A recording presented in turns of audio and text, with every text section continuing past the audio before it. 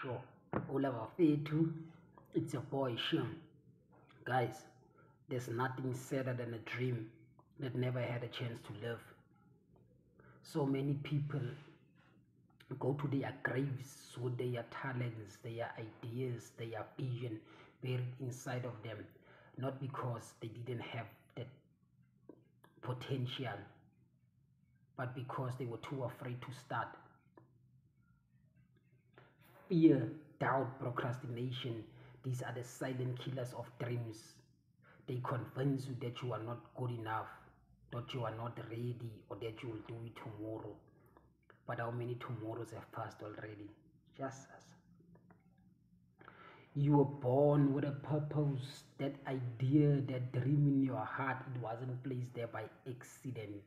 It's yours to bring to life. And if you don't, no one else will bring it to life.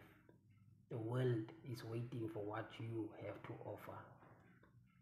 But let's be real, man. Let's be real. Chasing a dream isn't easy. You'll have setbacks, you'll have moments where you feel like quitting. People will doubt you, you will doubt you. But remember this: doubt kills more dreams than failure ever will. You only fail when you stop trying. Don't stop trying, man.